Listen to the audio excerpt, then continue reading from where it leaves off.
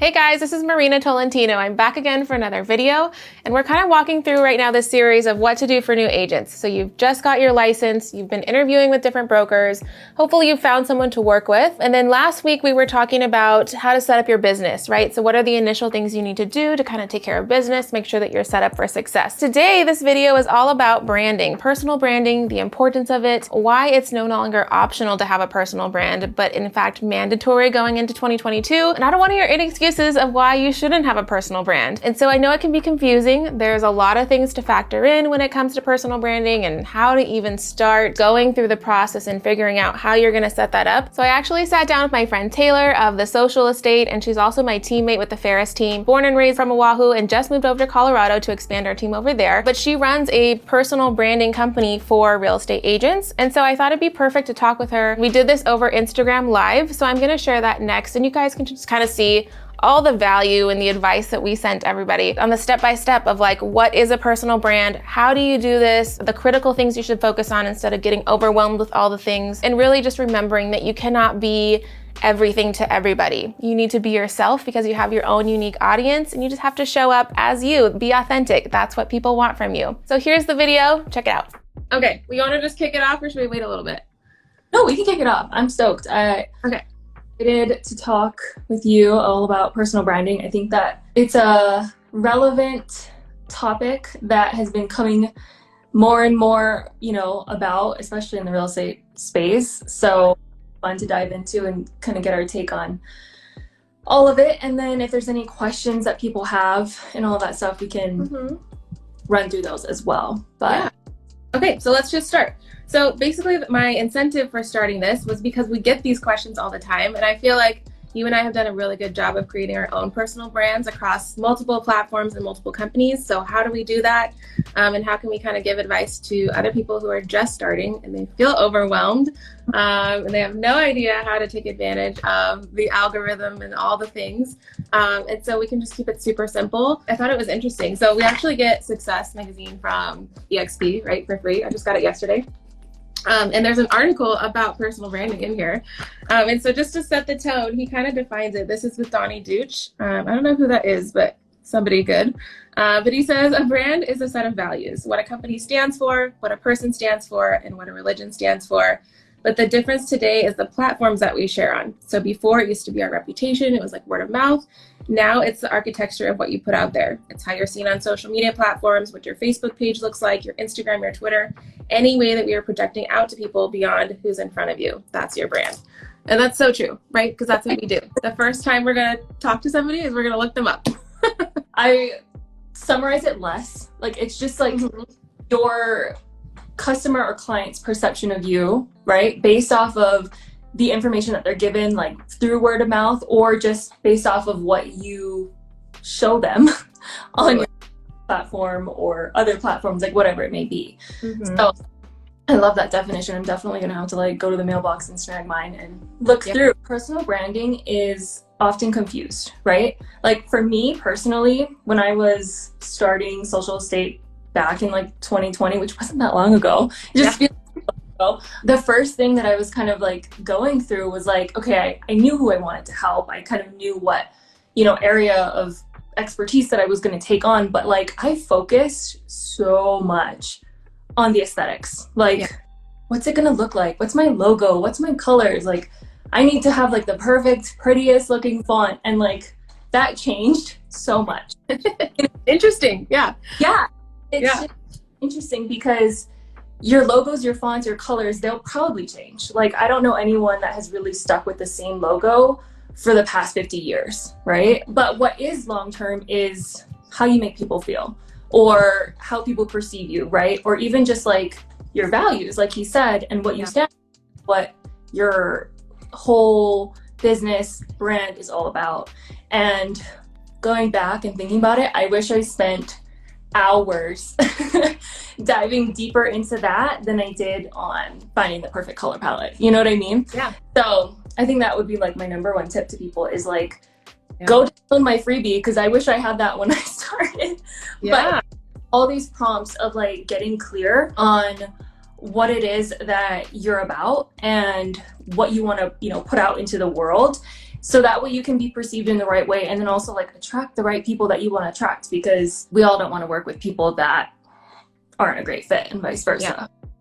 So I'm curious. I think that's a really good point to make, because there are accounts I'll follow and they're not very cute, but they give like a ton of value. And like I can just go through post by post and the captions are just like freaking advice, you know, versus a pretty aesthetic pleasing one, you know, that's just like pretty pictures, but then the caption's like 2 words. That's not giving me any value other than like 5 seconds of joy because it's cute.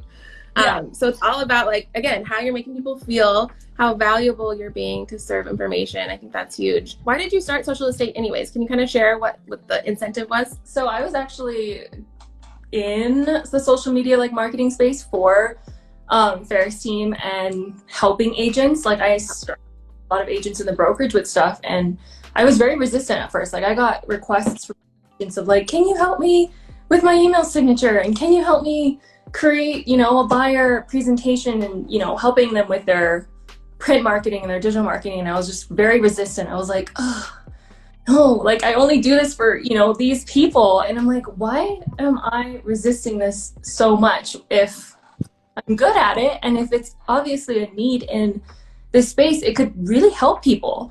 And it was like my whole ego of wanting to do something else, I feel like stopped me from going full force with it. But over like the year or so of creating, building, and helping people, I'm like, this is amazing. Like, it is so cool to kind of help agents. I specifically help agents. So agents with their, you know, real estate marketing, their branding, like all of that stuff is so rewarding because they feel so clear after. And it's like, that's all I wanted. I just wanted people to feel like they knew what they needed to do for their business. It's been fun, and I'm so excited to see where it goes and expand to new things, but I love it. Okay, so let's just kind of play out what that scenario is like. So if you're someone who doesn't have a personal brand yet and you're getting into it, what happens when a client comes to find you? Like, what's that situation? I mean, really, it's that you don't exist. You're like a secret agent or a secret business, and you're like, is this a scam, basically? Yeah. And you leave, right? There's no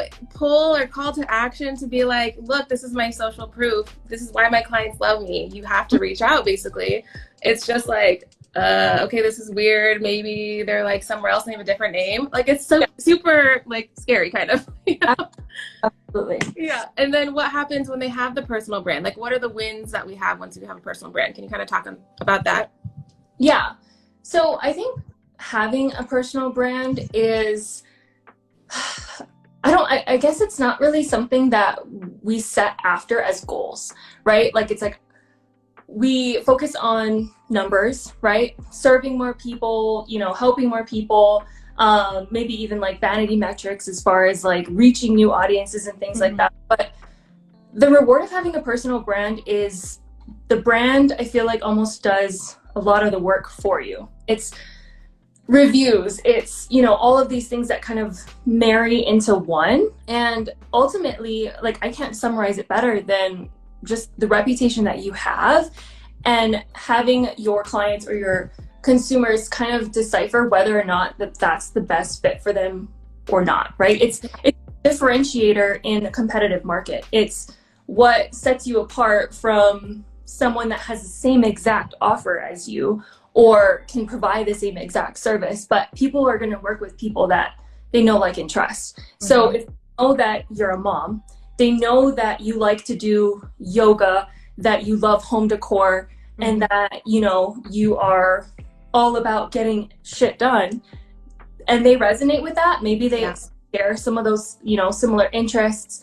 They're going to be like, that's my gal, rather than someone that doesn't share any common interests with them, or, you know, might have different stuff that they're all about. They're going to go with the person that they feel they can relate to. And that's pretty much what we all want, because most of us are helping people because we have experience in, you know, getting from point A to point B, or helping someone get from point A to point B.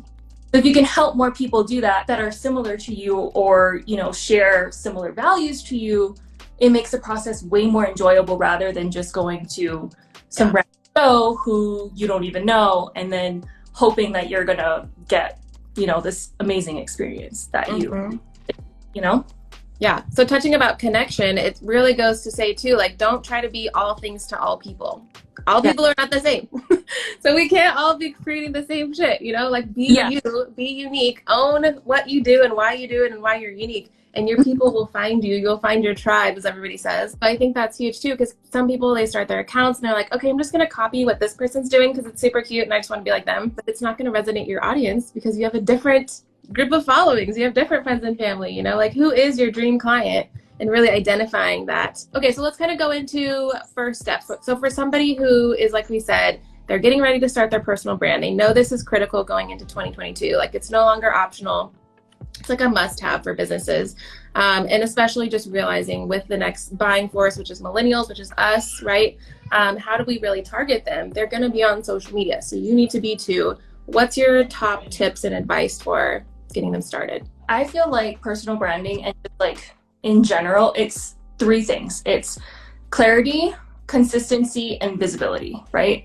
So you first, I feel like, have to get super clear on what you do, right? So who you are in the space that you're serving or your market, and then niche or specialty are you going to own? Like, where is your lane and how do you just like charge that, you know?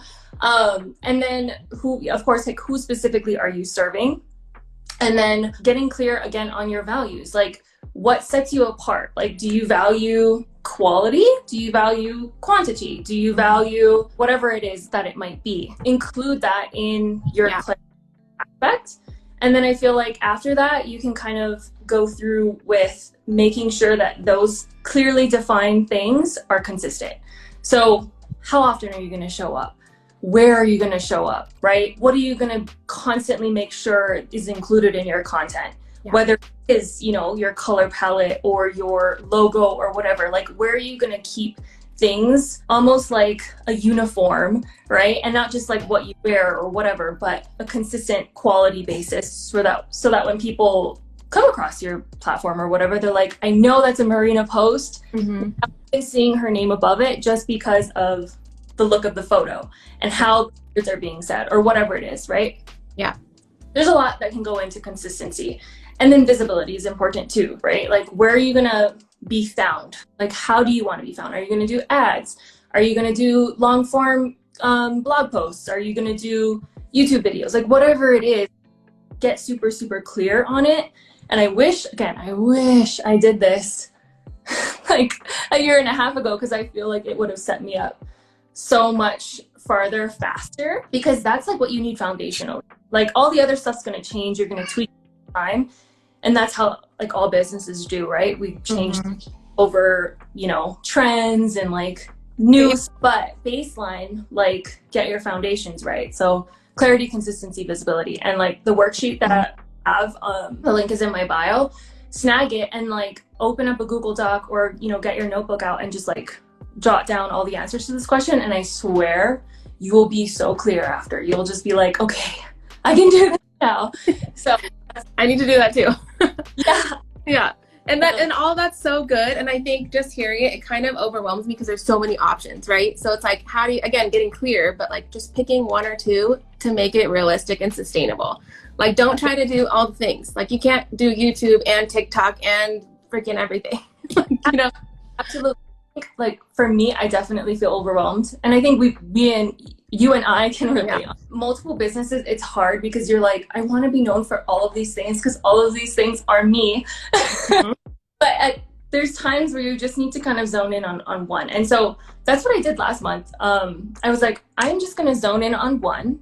And I'm going to set this as the theme for the month. And I'm just going to, that's good, you know, do that. So that way you're feeling like resentful, or you're not feeling like, oh shoot, I didn't do this for this, you know, aspect. And it's like, no, that's not your focus right now. Your focus is this aspect, and do it for a month, set a time frame. Maybe it's just 1 week I focus on this, the other week on this. And then that way you give yourself space to like not stress about what you're not doing. Because hardcore. And then again, like pretty metrics and like beautiful photos are all good, but I think being authentic to you. So if that's something that you're not really good at right now, and you can just take a regular iPhone photo without editing, still post it because it's still your life. And then if you consistently show up, like there are a lot of women I follow who have busy lives with multiple businesses, and they're just showing up as themselves. They're not trying to be this beautiful grid, but we know that's them. That's authentic, you know? Yeah. Yeah. And I think that goes a long way. Do you follow Shop Zoe Grace? Is that her Instagram? Yeah. Uh-huh. I feel like she embodies that so well. She shows consistently, and I give her credit for it because it is not easy. Yeah, personal branding should be fun too. Basically, you're putting a camera in front of yourself and your facade of your business and all of that stuff. And then just remembering, like, you're starting a new skill. Like, you probably aren't good with stories right now. Like, if you're just starting, you know, like, give yourself grace and patience to, like, build momentum and get really comfortable in front of the camera. Like, even today, I was freaking nervous before this live. And I've talked on stories so many times, but it's just the pressure of being like, oh my gosh, I can't edit this, like, live, you know? You have to just show up. And, like, the more you do it, the more comfortable you'll be. That's just part of the process.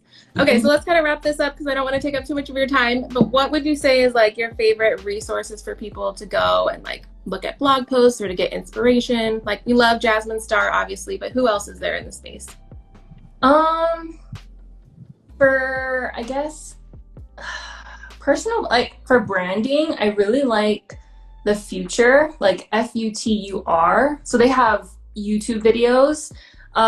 They're actually like a digital marketing agency, but they have subcontractors that help people out with branding, you know, all sorts of stuff.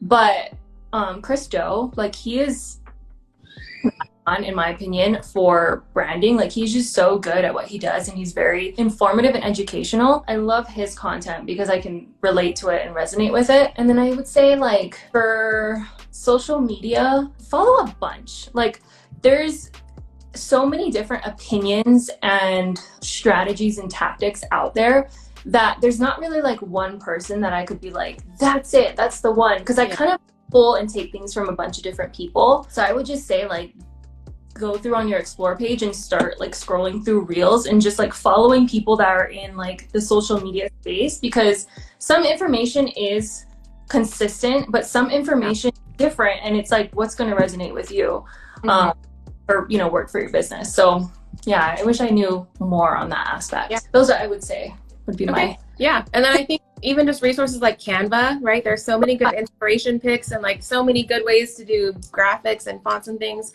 I also love like the Massive Agent podcast for real estate agents. I think he does a good job of just like, this is what's new on Instagram, or this is the video content you should be creating. It just makes you laugh too. But there's so many podcasts and like unlimited resources available to people. They just have to be like consistent about being curious, you know, and constantly learning, I think is part of it.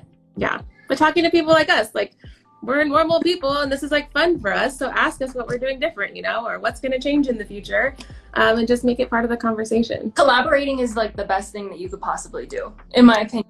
It like holds you accountable, right? Like I swear, Liz, I'd be doing some other thing. Yeah. But it holds you accountable, and then I feel like it just gives you like creativity because it helps you see things in a different light. And yeah, it's the best thing in my opinion. So totally. Okay, I think that's a wrap.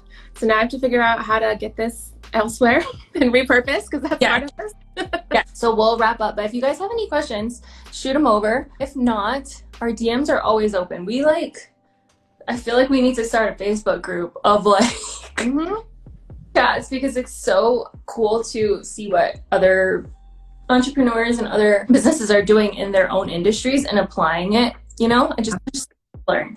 So totally. Questions, then we will wrap up, but grab that freebie in my link in bio, and then I'll send you the link for it as well, Marina. You can throw it in whatever else you want to use this for. Perfect. Okay. Cool. Thank you so much, my dear. Have a great Friday, everybody. We will see you soon.